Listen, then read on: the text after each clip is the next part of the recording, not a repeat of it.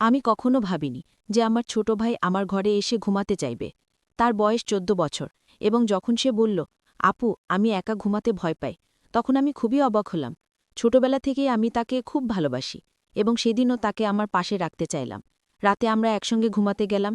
কিছুক্ষণ পর হঠাৎ আমি অনুভব করলাম যে কেউ বিছানার নড়াচড়া করছে। আমি চোখ খুলতেই দেখি আমার ভাই আমাকে জড়িয়ে ধরেছে। তারপর ভাইয়া আমাকে, আমার গল্পগুলো তোমরা শুনো, কিন্তু সাবস্ক্রাইব করো না।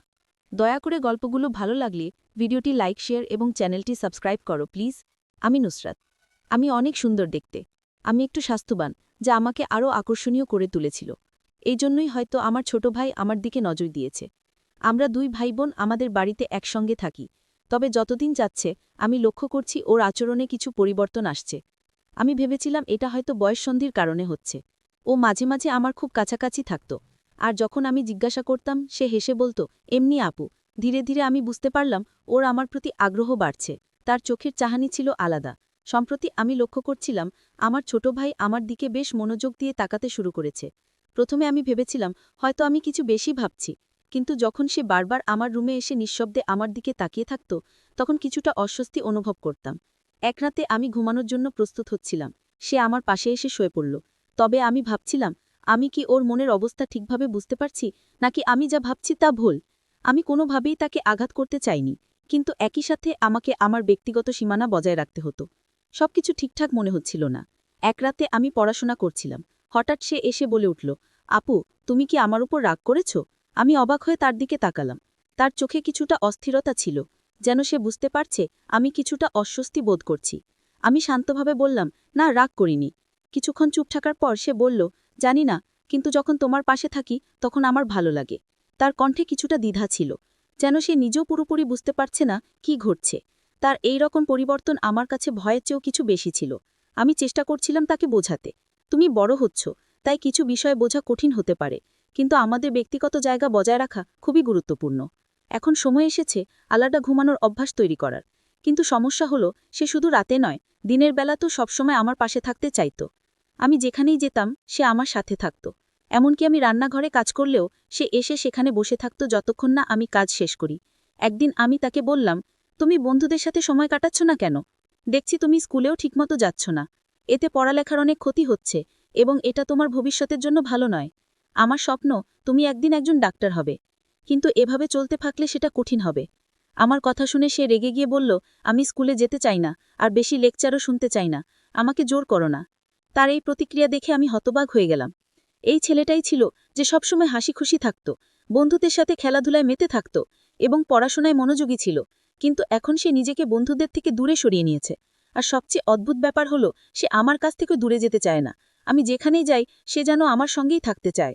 তার রাগান্বিত কথাগুলো আমার মনকে নাড়া দিয়েছিল এবং আমি চিন্তিত হয়ে পড়লাম। সেদিন থেকে আমি আর চুপ থাকতে পারিনি। আমি সিদ্ধান্ত নিলাম ওর সাথে মন খুলে কথা বলার সময় এসেছে। সে যখন রাতে আমার সাথে ঘুমাতে এলো, আমি আস্তে করে বললাম, তোর কি হয়েছে? আগে তুই সবসময় বন্ধুদের সাথে থাকতি, এখন কি হয়েছে আমাকে বল। কিছুক্ষণ চুপ থেকে সে বলল, যখন আমি স্কুলে থাকি বা বন্ধুদের সাথে খেলি, তখন মনে হয় তুমি আমার থেকে দূরে চলে যাচ্ছ। মনে হলো হয়তো সে আমাকে তার জীবনের কেন্দ্র হিসেবে দেখত। আর এখন আমি বড় হচ্ছি, তাই ধীরে ধীরে তাকে ছাড়িয়ে যাচ্ছি। মনে হচ্ছিল সে আমাকে অনেক ভালোবাসে, কিন্তু তার আচরণের এই পরিবর্তনগুলো স্বাভাবিক ছিল না। আমি তাকে বোঝানোর চেষ্টা করলাম, আমি তোর সাথে আছি, কিন্তু আমাদের আলাদা থাকার এবং ঘুমানোর অভ্যাস গড়ে তোলা উচিত। আমরা এখন বড় হয়েছি। সে রাজি হতে চাইল না। শুধু রাতে নয়, দিনেও সে সবসময় আমার সাথেই থাকতে চাইত, কিন্তু তার আচরণের পরিবর্তনটা স্বাভাবিক মনে হচ্ছিল না। তার কথাগুলো শোনার পর আমি অবাক হয়ে গেলাম। সে একেবারেই তার পুরনো অভ্যাস, স্বভাব বা রুটিনে ছিল না। মনে হচ্ছিল সে আমার প্রতি গভীর মনোযোগ দিচ্ছে, যেন সে আমাকে ভালোভাবে বুঝতে চাচ্ছে বা আমার কাছ থেকে কিছু চাচ্ছে। তার এই আচরণগুলো আমাকে অস্বস্তিতে ফেলতে শুরু করেছিল। একদিন যখন আমি ঘুমানোর প্রস্তুতি নিচ্ছিলাম, সে হঠাৎ আমার রুমে এসে বলল, দিদি আমি তোমার সাথে ঘুমাতে চাই। প্রথমে আমি ব্যাপারটিকে স্বাভাবিকভাবে নিয়েছিলাম, কিন্তু ধীরে ধীরে তার আচরণ কিছুটা অদ্ভুত হতে শুরু করল। তার মুখে একটা অস্থিরতা দেখা যাচ্ছিল, যা আমাকে ভাবিয়ে তুলল। আমি তাকে জিজ্ঞেস করলাম, তোর কি হয়েছে? সে কিছুটা অদ্ভুতভাবে বলল, দি আমি ঠিক আছি, আজ আস্তাবলে গিয়েছিলাম, সেখানে ছাগলের দুধ পান করেছি, তাই হয়তো এইরকম লাগছে। তার কথায় আমি কিছুটা অবাক হলেও সেটা একসময় মজা করে উড়িয়ে দিলাম। তাকে বুঝিয়ে বললাম, তুই একটু মজা করছিস তাই না? এই ঘটনাগুলো আমাকে ভাবিয়ে তুলেছিল এবং আমি বুঝতে পারছিলাম যে ওর সাথে আরও খোলামেলা কথা বলার প্রয়োজন আছে। একদিন ছোট ভাইকে জিজ্ঞাসা করলাম, বাড়িতে গরুর দুধ থাকা সত্ত্বেও তুই ছাগলের দুধ কেন খাচ্ছিস? সে মজা করে বলল, বন্ধুদের সাথে মজা করে খেয়েছি। এটা এত বড় ব্যাপার নয় আপু। সে কেমন বন্ধুদের সাথে মেশা শুরু করেছে যে এমন অস্বাভাবিক আচরণ করছে। এখন সে বড় হতে শুরু করেছে, তাই যখন আমি তাকে কোনো ব্যাপারে শাসন করতাম সে আমার উপর রেগে যেত এবং কথা কাটাকাটি করত।